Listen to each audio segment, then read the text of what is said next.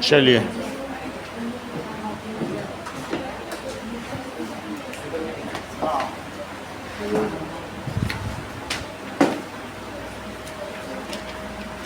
आगे की बात देखो, हम लोगों ने देख लिया था कि 1526 में इब्राहिम लोदी को किसने हराया। 5 वंश देख लिए थे। पहला मामलुक डायनेस्टी था। कौन सी डायनेस्टी थी बोलो। 1200 से 1500 तक कौन सी डायनेस्टी देखी। तो सबसे पहले मामलुक की, दैट इज गुलाम वंश या स्लेव डायनेस्टी। तो 1200 से शुरू हुई थी 1206 से, दैट इज स्लेव डायनेस्टी। उसके बाद Khilji dynasty, that is Khilji. फिर तुगलक डायनेस्टी, फिर तुगलक डायनेस्टी, फिर सैयद डायनेस्टी।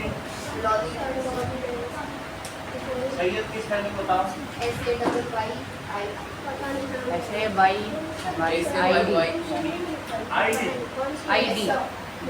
सैयद डायनेस्टी। फिर लोधी डायनेस्टी का लास्ट किंग कौन था।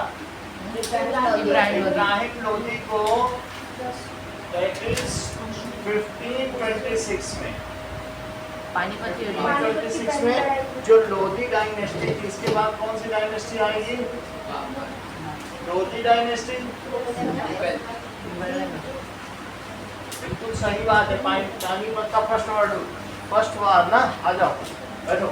सो लास्ट ये दिल्ली सल्तनत में जो लास्ट किंग ऑफ या last sultan of Lodhi dynasty कौन था। वाज इब्राहिम लोधी।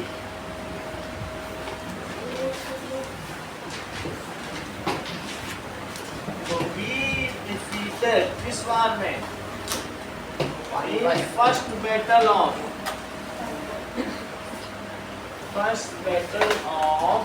पानीपत बाई बाबर। तो बाबर कहाँ का था। Babur belongs to Afghanistan and middle east. उन्हीं का रहना था। उज़्बेकिस्तान का था। बाबर कहाँ का था। Uzbekistan. So Babur was from Uzbekistan.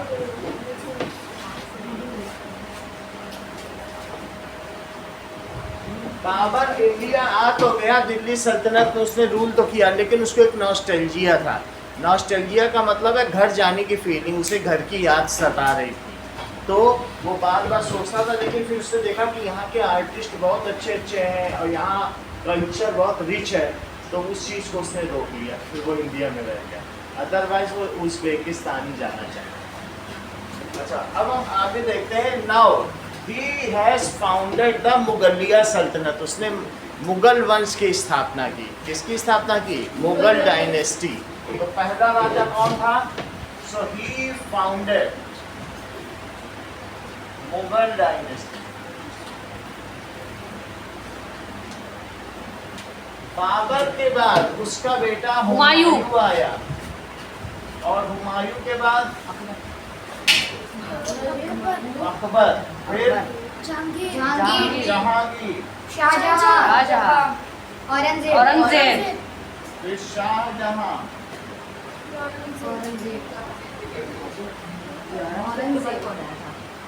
Aurangzeb. ठीक है। फिर उसके बाद शाह आलम, फिर मोहम्मद शाह रंगीला। फिर ये इतने जो है ये पावरफुल वाले फिर नॉन ये पावरफुल। फिर नॉन पावरफुल आ गए। तो अब हम एक एक करके देखना है। बाबर कब आया।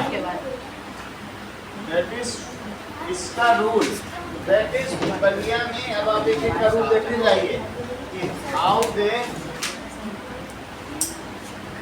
Ruled in India. इन सब ने दिल्ली की सल्तनत पर शासन किया। तो सर पर बाबर तो कमी तो चला था। सर बाबर ने तो सिर्फ 4 साल के बाद किया था।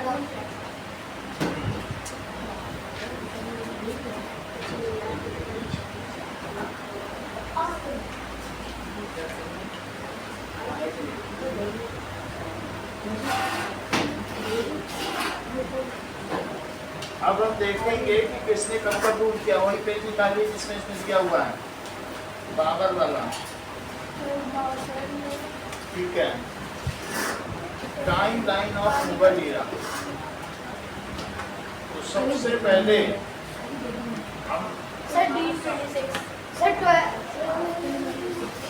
ये देखो, that is सर 1526 से 1530 तक किया था पेपर।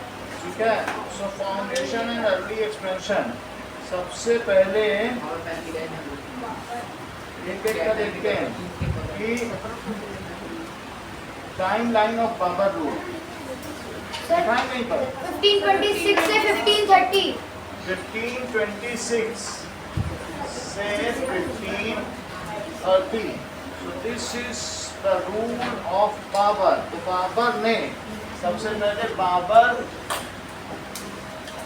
रूल दिल्ली सल्तनत, उसने दिल्ली सल्तनत में रूल किया। हम ये देखेंगे उसका रेंज कहाँ से कहाँ तक था, ज्यादा नहीं था, ऊपर ऊपर ही था। नॉर्थ में सर वो हरा के 4 साल बाबर्स टेरिटरी इन मैप, ये देखो, इसने 4 साल रूल किया। बाहर से आया था, इब्राहिम लोदी को हराया था, इसकी छोटी सेना थी, बहुत ज्यादा रूल नहीं कर पाया। तो आप देखिए बाबर कितना रूल किया। सर फिर भी ज्यादा ही है सर। फिर भी ज्यादा ही है। अब देखें time line of Humayun rule.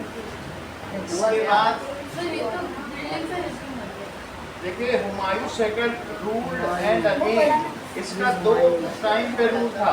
ठीक है, नाउ देखिए 1530 से इसने रूल किया 1540 तक, 1540 तक, और फिर उसके बाद 55 से करीब 6 महीने रूल किया, दैट इज 1556।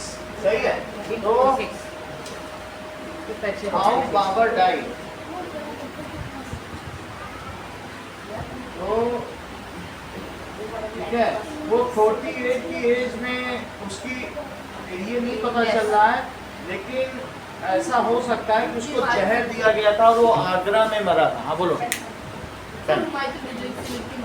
हुमायूं तो लाइब्रेरी की सीढ़ियों से गिर के मरा था दिल्ली में, उसकी लाइब्रेरी की सीढ़ियाँ थी, तो वहाँ पर वहाँ से वो नीचे चल के आ रहा था क्या? इसको किसी ने जहर दिया था बाबर को, तो ये 48 की एज में मर गया था। बोलो बात समझ आई? हाँ, इसकी वजह से अनस्पेसिफाइड है, लेकिन यहाँ पर ये भी दिया गया है कि पॉइजनिंग, क्लेम ऑफ पॉइजनिंग। कुछ कह रहे हैं जहर दे के मारा गया, तो जहर देने की बात राजमहल से निकलती नहीं है बात, लेकिन ये देखा जाता है कि जनरली राजा ऐसे ही मरते हैं। जितने भी मुगल बादशाह हुए या इस तरीके के मुगल वंश के हैं या पहले भी, और जो मोहम्मद है, ये 5 वंश हैं, इन सब में 2/3 राजाओं को मार डाला गया था, सब काट दिया किसी ने। कोई नेचुरल डेथ नहीं मरा है, जो उसका सक्सेसर है उसने अपने प्रेडेसर को मार दिया, ऐसे राजा होता। 2/3 यानी 66% केसेस ऐसे हुए हैं कि इवन औरंगजेब ने अपने 3 भाइयों का सर तश्तरी में रख करके और शाहजहां को शायद जेल में डाल दिया। जो जीतेगा फाइट में तो वही बनेगा। हाँ, तो इस तरीके से इनमें चला है। तो अब हम देखेंगे कि Babur died and Humayun became the sultan of Delhi. तो हुमायूं सुल्तान बना। बाबर का ये था कि इसको बहुत शौक था कि लोगों का सर काट के जो उनका हेड का स्कल होता है, हाँ। उससे बिल्डिंग खड़ी करने का।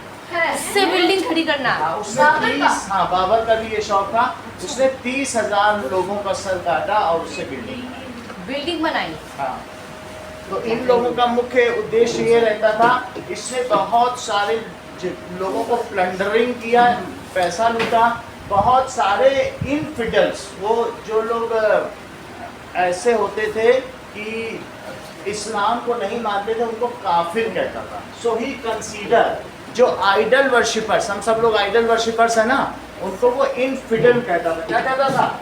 इनफिडल। ये सब यहाँ लिखा गया, देखो इनफिडल वर्ड पढ़ो। इनफिडिलिटी का मतलब है बेवफा, यानी काफिर। हिंदी में कहेंगे बेवफा, लेकिन वो कहते हैं उन्होंने अल्लाह से वफा नहीं की, तो उनको काफिर कहते थे। तो इस दिन के बारे में लिखो, बाबर इसको कंसीडर करता था। लिखो, बाबर किल्ड 30,000 इन्फिडल्स, 30,000 हिंदुओं को मारा उसने। 30,000 इनफिडल का क्या मतलब है बोलो? बेवफा। बेवफा का क्या मतलब है? काफिर। और भी एक कमी दिखाया बहुत, उसने लाखों को मारा। समझ आया? उस इनफिडल का मतलब समझे जिससे अल्लाह से वफादारी न की। वो ये समझते थे जो मूर्ति की पूजा कर रहा है, भगवान विष्णु की पूजा कर रहा है, वो अल्लाह को नहीं मान रहा है, अल्लाह से उसने गद्दारी, इसलिए इसका सर। हाँ, मतलब मेरे और उनका अर्थ भी यही होता है कि ला इलाहा इल्लल्लाह मुहम्मद अल रसूल अल्लाह। ये दिन में 5 बार ये माइक बोलते हैं ये क्या है? कि अल्लाह ही सर्वोपरि है और मोहम्मद उसके रसूल है, और दूसरा कोई भी इस संसार में सर्वोपरि। रसूल का मतलब है उसकी शिक्षा देने के लिए आए हैं। तो ये 5 बार नमाज में बोलते हैं। तो उसको ये भी सब मानने वाले थे, तो इन्होंने बोला, और जैसा इनके इसमें लिखा भी हुआ है कि जो रिलीजियस टेक्स्ट है कि ऐसे लोग जो इन्फिडल्स हैं उनको घात लगाकर मारो तो तुमको जन्नत मिलेगा। घात यानी छुप के मारो, किसी भी तरीके से। जो जितनों को मारेगा इन्फिडल्स को, उसको इसलिए तो ये उतना ऊंचा लड़ाई में भी ओहदा छुप छुप के रात मिलेगा। में बात समझ मारते में आ थे। गई आपको?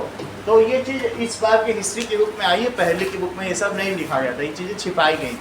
लेकिन जो फैक्ट हैं वो बताना चाहिए कि इन्होंने इंडियन कल्चर को कैसे डिस्ट्रॉय किया। Many of the temples destroy किए गए। बाबर ने अपनी पुस्तक कौन सी लिखी है? ये सारी बातें उसने बाबरनामा में लिखी। इसमें लिखी है बाबरनामा में कि हमने इस्लाम को रिस्टोर कर लिया है और इनफिडल्स को किल कर दिया। इनफिडल का मतलब समझ गए ना? काफिर, जो नहीं मानेगा, फिर चाहे वो ज्यूज हो, चाहे क्रिश्चियन हो, चाहे जैन हो, चाहे पंजाबी हो, जो अल्लाह को नहीं माने, वो इनफिडल। इनफिडल के बारे में समझ में आ गया? He himself written this in Baburnama.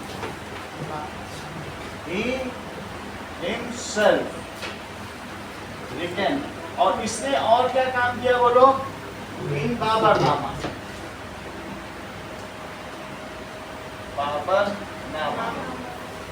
Baburnama में इसने लिखा है, और ये भी लिखा है कि उसने जजिया कर लगाया। जजिया कर का क्या मतलब है? कि जो मुस्लिम इस्लाम नहीं है उनको पैसा देना पड़ेगा, हैवी टैक्स, क्योंकि तुम इस्लाम नहीं हो, जिंदा रहना चाहते हो और इस्लाम नहीं हो, तो जब तक तुम इस्लाम नहीं मानते हो उसके लिए तुमको 5,000 रुपये महीने जजिया कर देना पड़ेगा। और अगर तुम कभी जो फिर कहीं ना कहीं मान दिए जाएंगे, और फिर जो आते थे जजिया कर देने उनको नंगे पैर रखा भी जाता था और उनको कोड़ों से मारा जाता था कि उनको ह्यूमिलिएट किया जा सके कि तुम जल्दी से जल्दी इस्लाम कबूल कर लो। और इसके अलावा ये भी किया जाता था पिलग्रिमेज टैक्स। 2 टैक्स इसने लगाए थे, एक धार्मिक का था, रिलीजियस टैक्स को जजिया कर कहा जाता था, और दूसरा टैक्स था पिलग्रिम। अगर तुम हरिद्वार जाते हो, बनारस, तो तुम अपने धर्म स्थल पर जा रहे हो, ये भी सजा के तौर पर इसका एक टैक्स। तो एक धार्मिक कर लगाया, पिलग्रिमेज टैक्स लगाया था, और फिर ये आगे की मुगल सल्तनतों में जारी रहा। अकबर ने कुछ समय तक इसे हटाया था, फिर उसने भी लगा दिया। तो आप समझ गए ना ये चीज़। इसी बात को औरंगजेब ने भी बड़े उसमें सम्मान के साथ कही है कि मैंने बनारस में सभी मूर्तियों को तोड़कर मस्जिद में जाने वाली सीढ़ियों में लिटा के ऊपर से प्लास्टर कर दिया है। अब तुम शान से उन पर पैर रखकर, देवताओं पर पैर रख कर के अपने मस्जिद में चलो। ऐसा जामा मस्जिद की जितनी सीढ़ियाँ उनमें एक एक मूर्तियाँ नीचे देखी, तो उसने मूर्तियाँ तोड़ी, और जिस पर वे पैर रखकर अपने इबादत खाने में जाते थे मस्जिद में इबादत करने, वहाँ पर उसने चुनवा दिया। ये बात इन सब चीज़ों में इनकी पुस्तकों में लिखने पर मिलती है। ठीक है कि नहीं? अब आगे की बातें हैं। तो तुम्हें ये बात पता चल गई कि किस तरीके से संस्कृति को नष्ट करने का प्रयास किया गया। ठीक है, अब आगे देखिए। सर हुमायूं की एक्सीडेंटल डेथ हुई थी ना? एक्सीडेंटल डेथ हुई थी, तो ही हिमसेल्फ रिटर्न, और कौन से 2 टैक्स लगाए? ही हैज इम्पोज्ड जजिया कर एंड पिलग्रिमेज टैक्स ऑन इन्फिडल्स। ठीक है, ही इम्पोज्ड, ये सब तुम्हारी बुक में लिखा है, इम्पोज्ड जजिया, जजिया कर, इसको धार्मिक टैक्स कहते हैं। जौहर तो आग में जलना होता है। जजिया का मतलब है कि अगर तुम इस्लाम नहीं हो तो तुम पैसा दो, इतना पैसा, जजिया टैक्स। और दूसरा कौन सा टैक्स था? ये रिलीजियस टैक्स है, जजिया टैक्स। एंड दूसरा कौन सा टैक्स लगाया बोलो? Pilgrimage tax. अगर तुम अपने धर्म स्थान पर जाते हो टैक्स, तो वो देना पड़ेगा। अब आगे देखिए, ये सब आपके में यहाँ पर लिखा हुआ है कि यहाँ पर इनफिडल के बगल से शुरू कर दिया, जजिया से पढ़ो आप। आगे देखो, जो आइकोनोक्लास्ट क्या होता है? That is rejection of the destruction of icons or religious image considered that is idolatrous. So, but also by आइकोनोक्लाज्म। आइकोनोक्लाज्म का मतलब है नफरत करना। वो मूर्ति से क्या करते थे वो लोग? It is iconoclast who hates idol worshippers. Icon class, hating, किसको हेट करना? Idol idol worshippers. उनकी कई टेक्स्ट बुक में ये लिखा हुआ है कि जो इनफिडल्स हैं या जो हिंदूज हैं उनको अपनी शिट से भी ज्यादा बुरा समझो, ऐसा उनकी बुक में लिखा है। अपनी टॉयलेट से भी ज्यादा उनको छुओ मत, अगर तुम छूते हो तो अपवित्र हो। ये सब। तो उस वजह से वो उसी तरह से मेंटलिटी में रहे, इसीलिए मारते रहे। भाई जो जिस बुक को पढ़ेगा वो वही तो करेगा। उन्होंने अपनी किताबें पढ़ी, उससे शिक्षा पाई कि इनसे नफरत करो, इनको मारोगे तो तुम्हें जन्नत मिलेगी, यानी स्वर्ग मिलेगा। तुमको उन्होंने किया। आइडोलास्टस का मतलब है जो मूर्ति पूजा करे, और आइकोनोक्लास्ट का मतलब क्या जनाया पढ़ो? आइकोनोक्लास्ट हिंदी में नहीं पढ़ो। मीनिंग ऑफ आइकोनोक्लास्ट देखो, आइकोनोक्लास्ट का क्या मतलब होता है कि that is a person who does not believe and opposed to idea, तो that is tradition, विश्वास नहीं करता हो तो वो आइकोनोक्लास्ट थे। समझ में आ गया अभी? और आपने कौन सा पूछा बोलो? that is आइडोलास्टस का मतलब जो मूर्ति की पूजा करे। ठीक है, अब इसका भी देख लो। आइडोलास्टस मीनिंग,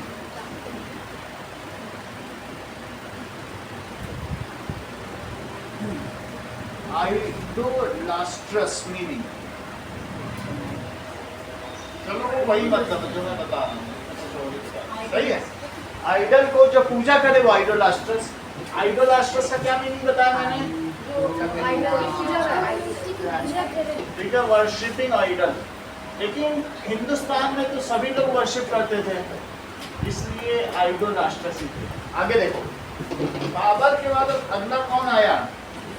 देखिए, नाउ इट इज, जजिया का नाम ने देख लिया था।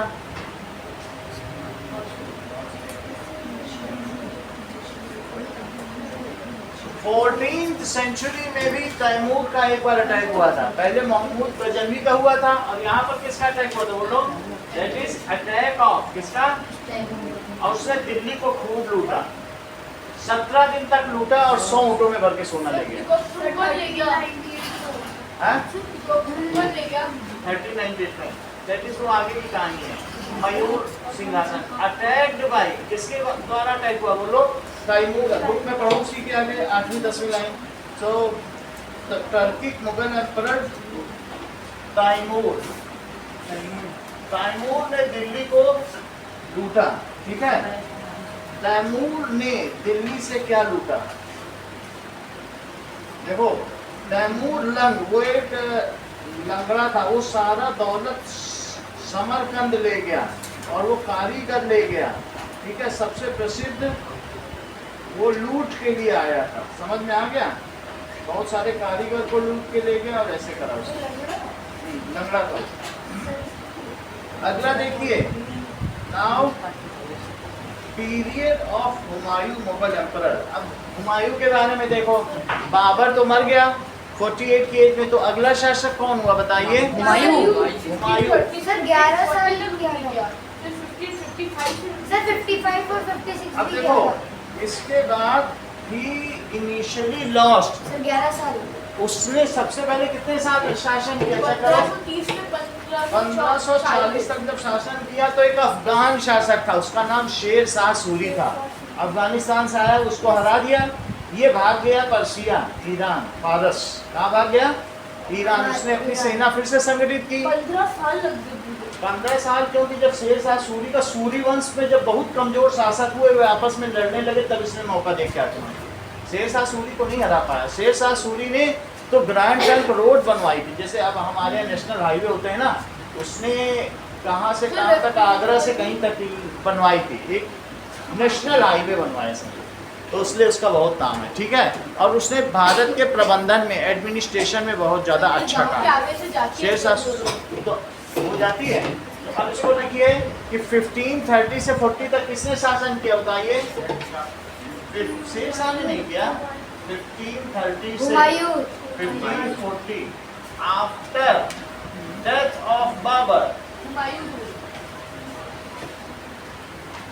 ठीक है। हुमायूं रूल्ड, हुमायूं का पीरियड क्या माना जाता है? सेकंड मुगल एम्परर है और उसका नाम क्या है? हुमायूं, ठीक है। और इसकी वाइफ थी मेहरुन्निसा, ठीक है। फिर उससे आगे इनका बेटा पैदा हुआ, ठीक है। हुमायूं रूल, हुमायूं ने शासन किया, ये हुमायूं का शासन है, ठीक है।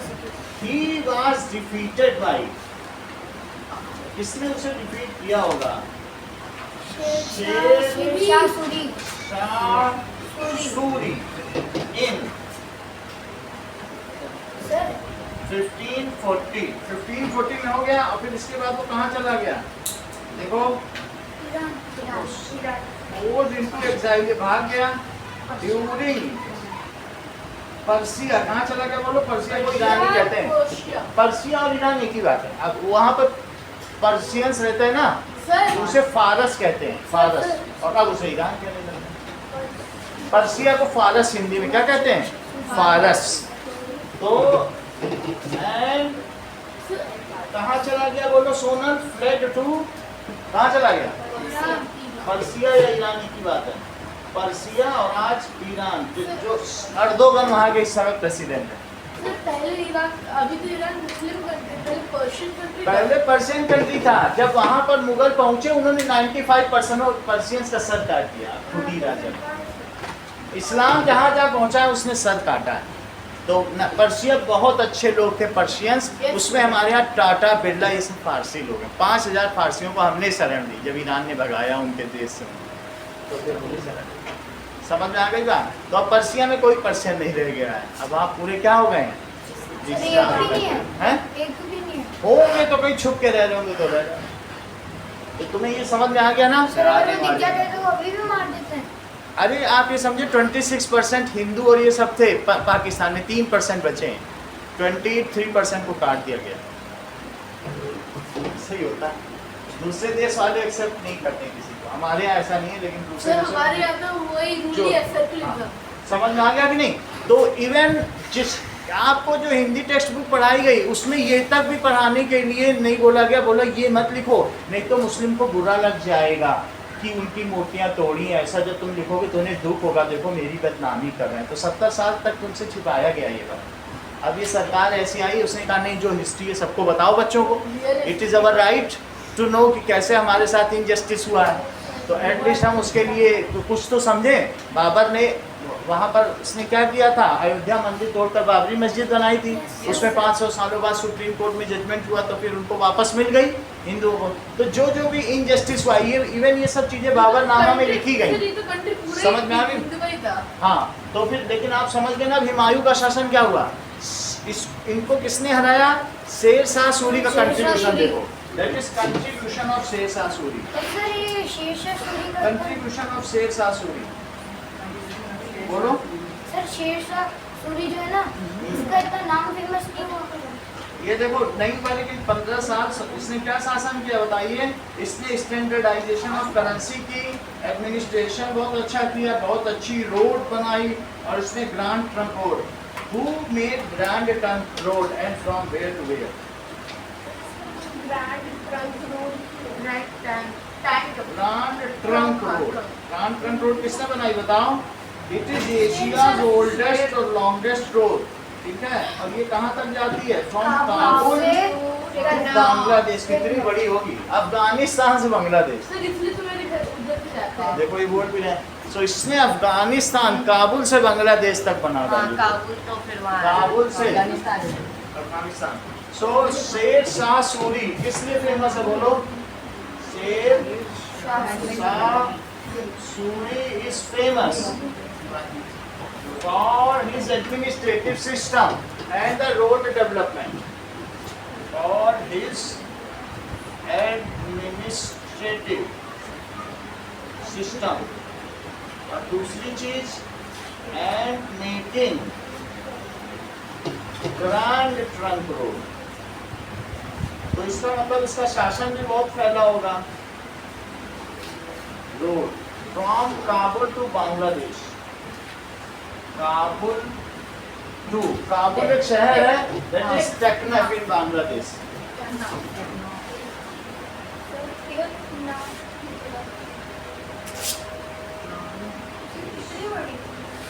बहुत बड़ी है। बहुत ज्यादा ही बड़ा हो गया है तो। समझिए बहुत बड़ी है, बहुत ज्यादा ही बड़ी है। ट्रंक रोड इन इंडिया में। तो आप शेर शाह सूरी का शासन भी देख लीजिए कितना बड़ा होगा। उसने कितनी बड़ी रोड बना दी, देखा आपने? काबुल से कहाँ तक? ढाका तक बनाई। जहाँ जहाँ से सिटी से होकर जाती थी, जहाँ जहाँ लोग थे कनेक्ट करने का ही काम होता है। ऐसा थोड़ी गाँव गाँव से निकल जाए। ठीक है, अब ये देखो सर ये इतनी है कुछ ज्यादा ही है। Humayun's territory map.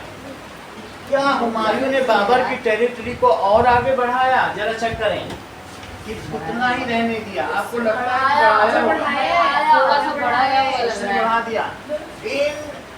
अब इसके बाद बोलो 1555 से 1556 हुमायूं ने क्या किया? Collected an army and again fought with Suri dynasty. Humayun, ठीक है, again got दिल्ली सल्तनत बैक। इसने फिर से पा लिया दिल्ली सल्तनत बैक इन 1555 और 6 महीने बाद उसकी सीढ़ियों से गिरने से मौत हो गई। फिर उसका 13 साल का लड़का अकबर राजा था।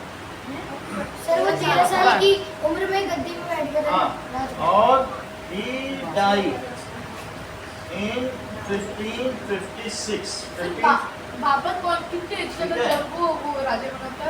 आफ्टर अब 48 तक वो उसने शासन किया है। तो आप समझ लीजिए 4 साल का शासन है। 44 में उसने शासन किया, 4 साल किया।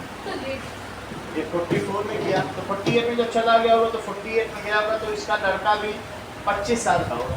25 साल में तो आफ्टर फॉलिंग हुमायूं 25 पे गद्दी पे बैठा, वो 44 पे और उसका लड़का 13 पे।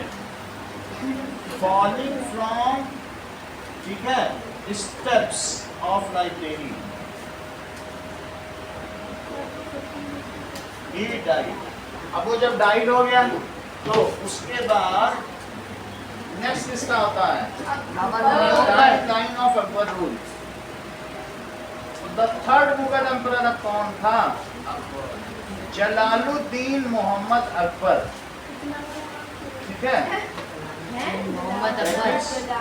मैंने अब ये देखो अकबर ही सुना था। 1556 मोहम्मद अकबर। 56 मोहम्मद देखो 41 ईयर्स तक रूल किया। कितना ईयर्स है? 41 ईयर्स है, यही 44 है प्लस 5, 44 प्लस 49 years. Sir 49 years 49 years Jalaluddin Mohammad Akbar. at the age of, बोलिए, at the age of 13 the third Mughal emperor and the son of Humayun, ठीक है, थ्रोन, सिंहासन पर बैठा। कहाँ पर? इन दिल्ली सल्तनत at age of 13। देखो एटिमोलॉजी ऑफ अकबर देख लो। अकबर का मतलब होता है ग्रेटेस्ट। क्या मतलब होता है? ग्रेटेस्ट। एटिमोलॉजी ऑफ जलालुद्दीन, इनके सबके नाम ऐसे ही रखे गए थे। जलाल का मतलब है मैजेस्टी, तो जलाल उद्दीन मतलब ये जादुई व्यक्ति था, और अकबर का मतलब ग्रेटेस्ट। ग्रेटेस्ट ग्रेटर जादूगर, जादू ग्रेटेस्ट जादूगर। इतने बड़े-बड़े नाम क्यों रखते हैं? Timeline of Akbar. At the age of 13 Akbar became king of सुल्तान बन गया, दैट इज दिल्ली सल्तनत। आपकी बुक में लिखा है इसने अपनी शुरुआती एज में बहुत नरसंहार किया, लेकिन जब ये 13 से 30 साल का हुआ तब इसमें थोड़ी दया आ गई, फिर इसने मारना छोड़ दिया। इसने शुरू के एज में देखो अकबर का कहाँ दिखाया गया है, तो उसने काफी लोगों को मारा है। अल्टीमेटली इसने अपनी एक उसमें लिखी है आईने अकबरी में कि मुझे दया, आईने अकबरी अपनी अपनी बुक लिखी थी, तो उसमें क्या दिखाया है कि फिर बाद में इसने ये किया है। अब देखिए आगे की चीज देखिए कि अकबर की डायनेस्टी देखो, इसने कब से कब तक रूल किया है और territory of Akbar in map, Akbar ने कितना जीत लिया होगा, क्या तुम्हें लगता है बहुत जीत लिया होगा? बहुत ज्यादा। तो अकबर ने बहुत ज्यादा साम्राज्य जीत लिया लगभग, है ना, साउथ में नहीं कर पाया। अफगानिस्तान भी। तो ही रोट आईने Akbari and he has 9 James, Navratna in his दरबार, और उसने एक धर्म चलाया जिसका नाम था दीन ए इलाही। सभी धर्मों की अच्छी अच्छी बातें लेकर उसने एक नया धर्म बनाया, ऐसे मत करो, ठीक है। सभी धर्मों की अच्छी अच्छी बातें लेकर उसने एक नया धर्म बनाया और उसका नाम क्या था? दीन ए। कौन सी बुक उसने लिखी? सर कहते हैं देखो तुम्हारा ध्यान उसकी तरफ था, सब तुम मिस करते गए उत्तर में। तो ही रोट आईने, आईने अकबरी, आईन ए अकबरी, अकबरी। जिसमें कोई चीज दिख सके उसको आईन कहते हैं, और इसी से बना है आईना। आईना, हाँ। सही है। आईने अकबरी, इसका क्या नाम है? आईने अकबरी। और ही founded A religion Deen A Ilahi. He found अब ये रिलीजन नहीं उसी समय था, दीन ए इलाही। दीन ए He has 9 रत्न, नवरत्न। उसके उसमें क्या थे? 9 जेम्स। जेम्स का मतलब है कि नवरत्न। जैसा उसमें एक बीरबल भी था, रत्न। In his court, one of them, उसमें क्या था? क्विक विटेड, वन ऑफ दीन ए इलाही, ठीक है। One of them was Birbal. Sir वो जो उसने रानी, उसने मारवाड़ की रानी जोधा बाई से शादी की और उनका लड़का पैदा हुआ जहांगीर, ठीक है। तो हिंदू मदर का लड़का कौन पैदा हुआ? जहांगीर। सो ही मैरिड। सर वो जो बुक लिखी थी उसका नाम आईना अकबरी था ना? हाँ, जोधा बाई से उसने शादी की। And they had next Mughal emperor, उनका सन का था। So their son was Salim. Jahangir, जहान का सुल्तान, नाम सबके ऐसे ही ऐसे हैं। अकबर द ग्रेटेस्ट, जहांगीर, इसी का नाम क्या है? सलीम। और सलीम की अनारकली के साथ प्यार की दास्तान बहुत फेमस है। तो उसकी प्रेमिका को उसने महल में ही एक दीवार खड़ी करके अनारकली को खड़ा करो और चारों तरफ दीवार खड़ी कर दी, चुनवा दिया। अकबर वहीं बैठा है और चुनाव उसकी प्रेमिका थी जो नाचने वाली होती ना महल में, उसी से जहांगीर प्यार कर बैठा, ठीक है। अब इसने क्या किया कि उसके चक्कर में बहुत वीर व्यक्ति था, इसने कई सल्तनत जीत ली। उसने कहा अगर नहीं देंगे तो मैं अपने पिता से छीन लूंगा। और तो फिर पिता ने क्या किया, वो कि उसको भेजा जाओ तुम लड़ने जाओ, फिर वहाँ नहीं था, वो लड़ने गया था, इसको चुनवा लिया, बीच में खड़ा था, जिंदा चुनवा लिया, दीवार खड़ी करो, किसको? तो सर फिर उसको अनारकली की। तो सर उसको पता तो चला होगा, हाँ? उसको पता तो चला होगा।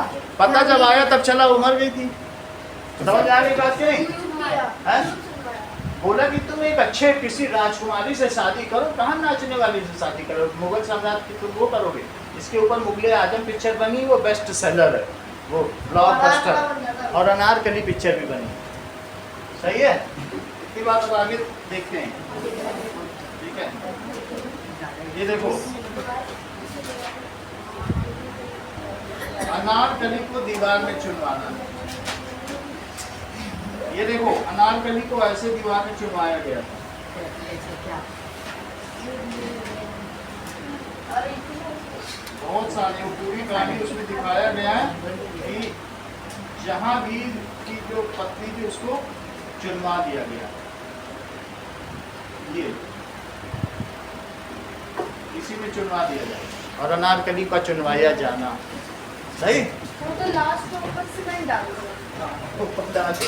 उसी के पूरा ऊपर दीवार सीमेंट बंद डाल कर दिया। दिया। सही है, अब आगे देखो, दैट इज, अगला कौन होगा बताओ? नेक्स्ट इज अकबर का आपने देख लिया। अकबर ने बहुत सारी चीजें की, ठीक है, उसने कुछ सुधार कार्य भी किए, और ही वॉज ऑल्सो हेटिंग इन्फिडेंस। वो क्या करता था?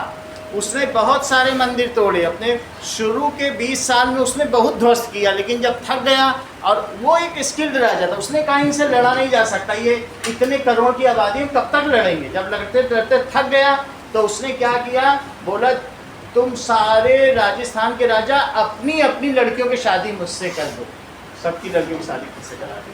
और वो अब सबकी जब शादी हो गई तो क्या वो लोग उन पर मानने आएंगे क्या अपने दामाद को? हम नहीं मान सकते। तो वो बहुत बड़ा प्रैक्टिस व्यक्ति था, और उसने जितनों से शादी की, उसने सबके लिए अलग अलग कमरे बनवा दिए। लाल किला वाला जो दिल्ली सल्तनत है ना, बाद में शाहजहां ने लाल किला बहुत अच्छा बनवाया, तो उसने बस ऐसे ही मानसिंह की भी वाइफ ले ली, सबकी जो बेटियों से शादी कर ली, इस तरीके से।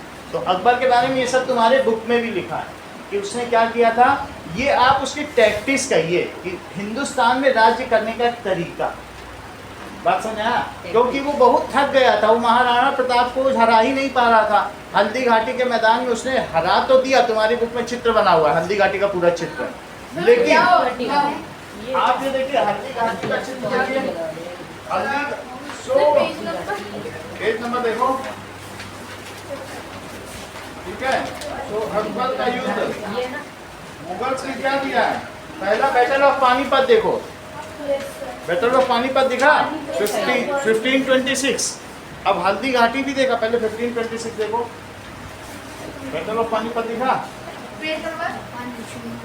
बैटल ऑफ पानीपत देखो पेज नंबर 36 मिला। अब हल्दी घाटी देखो उसके आगे, तो सर मिल गया 47 पेज। 47 पेज में देखो, 47 पेज में, और उसके बीच में भी कुछ लिखा है कि अकबर अपने कोर्ट में नवरत्नों के साथ, अकबर अपने कोर्ट में नवरत्नों के साथ। जेस्यूस का मतलब है जो जीसस को मानते हुए जीस्यूस। देखो दो लोग इसमें जीस्यूस भी हैं। ईसाई धर्म को मानने वाले लोगों को क्या कहते हैं? जेस्यूस। इससे क्या पता चलता है कि उसके राज्य में पंडित भी बैठे हैं, क्रिश्चियंस भी बैठे हैं, मुस्लिम भी बैठे हैं, और जैन भी बैठे हैं, सब भी बैठे हैं। सिख नहीं बैठे, क्योंकि उस समय तक सिख धर्म इतना बड़ा नहीं था। जब इन लोगों ने क्या किया, आगे चलकर इन सब लोगों ने सिख के 10 गुरुओं को एक एक करके बहुत बुरी तरीके से मारा। गुरुद्वारा शीशगंज जो है, उनके गुरु हरगोविंद का जब सर काटा गया तो उसके नाम पे चांदनी चौक पे काट दिया गया था। सर दिल्ली में चांदनी चौक है, वहाँ काट दिया गया। उनके नाम पे आज भी दिल्ली में गुरुद्वारा शीशगंज है, जो सिख रेजिमेंट है ना भारत की, तो पहले गुरुद्वारा शीशगंज में अपना सर झुकाती है, वहाँ पर उनको होमेज पे करती, तब आके राष्ट्रपति को होमेज पे करती। 15 अगस्त को यही होगा। सिख रेजिमेंट है ना भारत की, अभी जब 15 अगस्त को परेड होगी तो वो पहला होमेज अपने गुरु को देती है, फिर वहाँ से परेड करती हुई आती वहाँ, फिर वहाँ शीशगंज समझ गए ना, वहाँ पर फिर उसके बाद टोडरमल ने इन गुरु गोविंद सिंह के लड़कों को मरवा दिया, 2-2 लड़कों को। तो बोले हमें 2 गज की जमीन दे दो, इनको बच्चे को यहाँ गाड़ना है। बोले ये जो गड्ढा तुम बनाओगे पहले इसको सोने के सिक्कों से भर दो, औरंगजेब ने कहा, और अगर भर दोगे तो हम तुम्हें यहाँ जमीन देंगे इनको दफनाने की। तो उन्होंने भर दिया, पूरी संपत्ति लगा दी, तब फिर उसको जमीन दी। उसने बहुत, इन लोगों ने, मुगलों ने गुरुओं के साथ बहुत किया, इनको चक्कियों में भी पीसा। जैसे चक्की नहीं होती गन्ने की, उसमें इनके गुरुओं को डाल के घुमाया।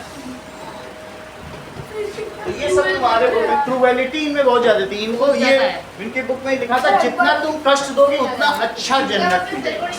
The higher you gain, the cruel you are with infidels, more you will gain। Sir Akbar ने भी ऐसा मतलब किया है? सभी इसने 20 के 15 साल ऐसा नहीं किया। और औरंगजेब ने आपकी बुक में लास्ट में लिखा है कि मैंने जितना किया है मुझे लगता है कि मैंने बहुत बुरा किया। तो किया क्यों है सर? किया ही क्यों है? मरने से उसने बस एक दिन पहले औरत ने? कि हाँ मैं बहुत दुखी हूँ, मैं दुखी हूँ बोला, लिखा आगे दिखाएं। किसने? ठीक है, औरंगजेब ये देखो यहाँ पर, अरे वो तो ऐसे ही यहाँ पर लिखा होगा उसके बारे में ऐसी स्टोरी है, वो बहुत ज्यादा क्रूर था। औरंगजेब के बारे में लास्ट में भी हम देखेंगे कि क्या किया। ठीक है, ये देखो किस पे, ये ब्लू लाइन, ब्लू लाइन पढ़ लो पता चल जाएगी। इसने लास्ट में अफसोस जताया। सर एक बार 47 पेज निकालो। अच्छा, अभी तुमको ये पता चल गया अकबर के बारे में कि अकबर का रेन कितना था, बहुत बड़ा था। अकबर का रेन देखिए, रेन ऑफ अकबर, ये देखो territory of Akbar in map, ये देख लो। अकबर का वैसे मैं तुम लोग को दिखा चुका हूँ, टेरिटरी अकबर की देख ली। ये देखो इसकी टेरिटरी है। अकबर ने मनसबदारी की प्रथा की। मनसबदार का मतलब क्या है कि उसने लोगों को जमीन दी, उससे जो टैक्स मिलेगा उससे तुम सेना रखो, और उससे क्या रखो, घोड़े रखो। जितने घोड़े तुम्हारे पास उतने ऊंचे मनसबदार तुम। उसने कैसी प्रथा लगाई बोलो, mansabdari. So he started ranking system. Military में कैसा सिस्टम शुरू किया, रैंकिंग सिस्टम। और वो बस अपने एक आदमी भेजकर सबके घोड़े मंगवा लेता था। जब उस सेंट्रली वहाँ पर घोड़े नहीं थे उनकी सेना, जिसको गांव दिया बोला तुम 10 घोड़े रखना, तुम 15 घोड़े रखना, और उसमें इंस्पेक्शन करने लोग जाते थे कि तुम्हारे घोड़े प्रशिक्षित हैं कि नहीं। और लास्ट में जब किसी पे आक्रमण करना होता था, सबके घोड़े सबकी सेना बुलाती थी। तो ही हैज स्टार्टेड, कौन सी स्टार्टेड किया, मनसबदारी सिस्टम। उसका क्वेश्चन भी इसलिए लिखा रहा हूँ, ही हैज स्टार्टेड मनसबदारी सिस्टम। ठीक है, और उसने सदर बनाया। सदर का क्या मतलब होता है, न्यायालय। हर जिले में एक सदर था, और उसका बड़ा उसने 12 गांव का एक सूबा बनाया, और फिर उसके 12 सूबों का एक बहुत बड़ा शहर बनाया। ऐसा 12 गांव बनाए, फिर उनसे एक सूबा बनाया। क्या बनाया, सूबा। जैसे आप ये समझिए विलेज से टाउन, और टाउन को मिला के सिटी, और सिटी को मिला के मेट्रोपॉलिटन सिटी। तो 12 विलेज से एक टाउन, 12 टाउन से सिटी, 12 सिटी से मेट्रो सिटी। समझ आ गई बात कि नहीं। तो उसने कौन सा सिस्टम शुरू किया बोलो, he has started मनसबदारी system. It is A rank, different rank in military. Metro city मतलब आप ये समझो गांव से सूबा और सूबे से परगना, बस इतना मैं तुम्हें समझा। उस समय ये सब सिटी नहीं चलते थे, गांव से सूबा, 12 सूबों से परगना, ऐसा। ठीक है, तो he started ranking system in military called mansabdar. क्या बनाया, he started। अगर वो पूछेगा तुम्हारे पास 100 घोड़े तो तुम उतने बड़े मनसबदार, जितने ज्यादा घोड़े। तुम किसके लिए घोड़े रख रहे हो, अकबर के लिए। अकबर को जरूरत पड़ेगी तो क्या अपने 100 घोड़े नहीं दोगे, और तुम उतनी जमीन, फिर उतनी जमीन तुम्हें मिली, उसी हिसाब से तुम घोड़े रख। घोड़े नहीं ले जा सकते, वो खुद ही जमीन बांटता था। उसको कहते थे कि मैंने तुम्हें सामंती दे दी, फ्यूडल सिस्टम। फ्यूडल सिस्टम का मतलब जाओ, तुमने ये बीरबल से बोलेगा बहुत खुश हुआ, जाओ तुमको एक सूबा दिया, अब तुम इस सूबे से 400 घोड़े रखो और मेरी सेना के लिए फॉलो करो। जब किसी से खुश हो जाता था तो एक जमीन दे देता था, और उसका ये सिस्टम था कि हर 2 साल में युद्ध लड़ते रहो, जब तक युद्ध लड़ते रहोगे सेना एक्टिव बनी रहेगी और तुम्हारे देश में बगावत नहीं होगी। क्योंकि बगावत तभी होती, बगावत बागी हो जाते ना लोग कि राजा को मार दो, शांति मत रहने दो, हर 1.5 साल में वो सेना लेके निकल जाता। समझ में आ गई बात की नहीं? तो इस तरीके से ही स्टार्टेड। कौन सा सिस्टम शुरू किया? Ranking in military, ranking ranks in military, और उसको क्या कहा बोलो? मनसबदारी सिस्टम।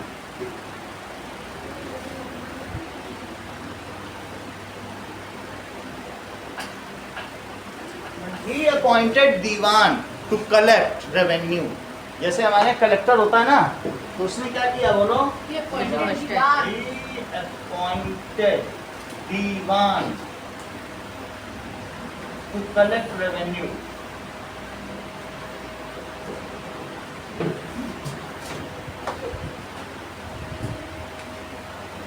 और इसके अलावा he also appointed सदर फॉर जस्टिस।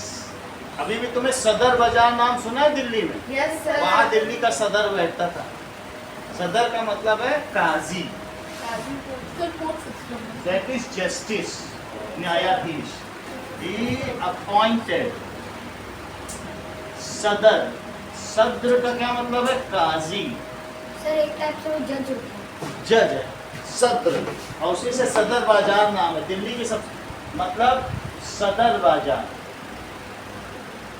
कुछ भी चीज जो तुमको यहाँ 40 रुपए की मिलती है, वो सदर बाजार से लोग ला ला के पूरे भारत में बेचते हैं, वो वहाँ 45 पैसे की मिलती है। जो 40 रुपए की नेल पॉलिश है, वहाँ से 45 पैसे की ला के सब पूरे भारत में सबसे चीपेस्ट चीज सदर बाजार। हाँ तो हम भी जाके खरीद सकते हैं। हाँ, कोई भी पूरी दुनिया दिल्ली जाती है सदर बाजार में। सदर बाजार में जो घूमने वाले लोग हैं, वो पॉकेट में पैसा भर के घूमते हैं। पॉकेट में पैसे भर के, हाँ, वो वहाँ से सामान सब जगह पूरे देश रुपया भी में नहीं, समझ में आ गया? हाँ, एक पैसा 2 पैसा ऐसे इतनी बात तुम्हें समझ में आ गई? काजी हो गया, दीवान हो गया। आप कभी गए हो? हैं? आप कभी गए हो? मैं 6 साल दिल्ली में रहा हूँ। गए तो होंगे। बाहर से तो वहाँ पे बल्क में खरीदते तो अब ये देखो, अभी तुम्हें क्या बताया? 12 विलेज कंबाइंड टू फॉर्म सूबा। ये बताओ 12 सूबा कंबाइंड टू फॉर्म, वो भी हाथ पकड़े जाते। ध्यान देखो कैसे बट गया ना बेचारे का, बहुत बड़ी बात है, नहीं तो तेज था। 12 ही combined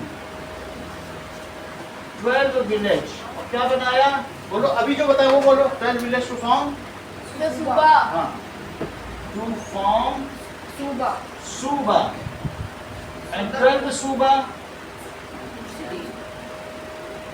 to form Pargana. Pargana बना दिया। अब आगे देखो, उसी से ऊंची है, जैसे मैंने बताया कि विलेज से टाउन, टाउन से सिटी, और सिटी से मेट्रो सिटी। हाँ, अब देखो नेक्स्ट इज, अब बोलो अकबर के बाद कौन आने वाला है? जहांगीर। जहांगीर, जहांगीर। ठीक है, ठीक है। परगना देखो, अब जहांगीर का फोटो देखो। Jahangir, time line of Jahangir. Jahangir को मिर्जा नूरुद्दीन बेग मोहम्मद खान सलीम कहा जाता है। ये क्या है? मिर्जा नूरुद्दीन बेग मोहम्मद खान सलीम। चलो ऐसे बोला था, मिर्जा नूरुद्दीन शहंशाह बेगमुद्दीन सलीम पठान रहे। ऐसे बोला, ऐसे वो बोलते थे, वहाँ भाट लोग रहते थे, उसका पैसा मिलता था। अब ये देखो, हाँ, तो ये चीज है। इसमें क्या हुआ? जहांगीर ने रूल किया 20 साल। देखो कितने साल का रूलिंग रहा बताइए। और वो इतना ज्यादा आर्ट का शौकीन था, सिर्फ यही की आर्ट नहीं, उसने पर्शियन आर्ट बुलाई, उसने क्रिश्चियन आर्ट बुलाई। और जहांगीर इतना वैसा था, इवन इसकी बेटी बीमार पड़ गई तो ईस्ट इंडिया कंपनी के लोग आए, बोले हम तुम्हारी बेटी को ठीक कर देते हैं। तो उसने कहा ठीक है, तुम ठीक कर दिए हो मेरी बेटी को, तुमको अब आज से यहाँ से टैरिफ फ्री। उसने बोला कि you are not charge with any tax, तुम भारत से ले जाओ सामान जितना ले जाना, कोई टैक्स नहीं देना। और उसी के बाद से इंडिया में ब्रिटिशर्स आ गए, इसी की देन। गलत आदमी गलत। आप समझिए, ही वास किसका पेट्रोनिस्ट था बोलो? आर्ट का। वो कला का बहुत शौकीन था, बाहर की चीजें ना, और वह जैसा जहांगीर वैसा इसका बेटा। ऐसी इसने इबादत बना दी किसके नाम पर? मुमताज महल के नाम पर। किसके नाम पर? मुमताज महल। आप ये समझ लीजिए, मुमताज महल इसकी 17वीं बीवी थी और 17th वाइफ थी। लेकिन मुमताज महल से इतना प्यार करता था कि जब वो अपने 18वें बच्चे को जन्म देने वाली थी, आप सवाल तो समझ लीजिए, इस और उसका 8वां महीना था, उसे लड़ने जाना था। उसने कहा हम तुम्हारे बिना नहीं रह सकते, घोड़े में हमारे साथ चलो। और घोड़े में युद्ध के मैदान पर ले गया, कड़बड़ कड़बड़ कड़बड़ कड़बड़, और उसमें उसकी तबीयत खराब हो गई और फिर वहाँ उसकी डेथ हो गई। डेथ हो जाने पर वो 1 महीना उस कमरे से बाहर नहीं निकला मुमताज महल के साथ। और जब बाहर निकला तो उसने मुमताज महल की छोटी बहन से शादी कर दी, वो उसकी 18वीं बीवी थी। तो इसने अपनी पत्नी की याद में एक ताजमहल बना दिया। ताजमहल जो आगरा में। समझ आया? इसने 2 लाल किले बनवाए। कहाँ कहाँ? इसने एक लाल किला बनवाया जो दिल्ली में है, और एक लाल किला बनवाया कहाँ पर? आगरा में। उसी आगरे के लाल किला में इसके बेटे ने इसको नजरबंद कर दिया।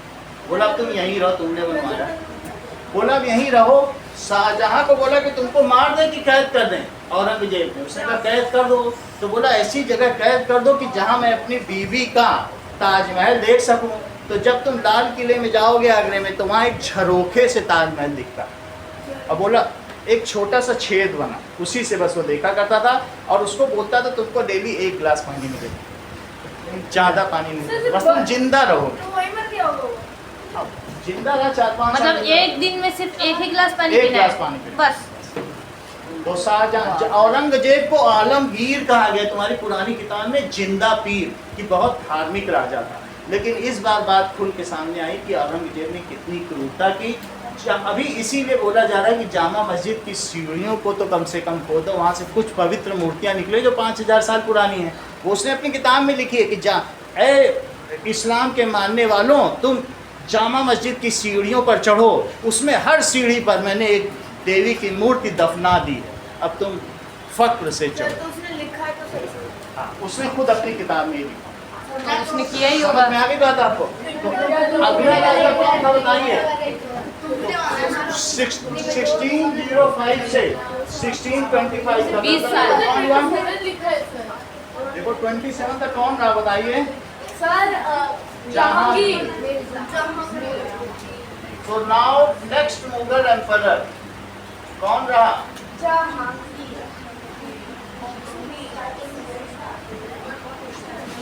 Jahangir. He has patronage of art and architecture. वो किसका प्रेमी था? He was patronage. सिर्फ पेट्रोनियस क्या होता है? बहुत भक्त था of art and culture. Art and culture का प्रेमी था। बोलो बात समझ आ गई? उसने बहुत ज्यादा लड़ाइयाँ नहीं लड़ी, बस शांति से जिया, शांति से मरा, इतना ही रखो। एक कल और अभी हम लोग हिस्ट्री करेंगे, कल पूरा करेंगे। Sir monthly fees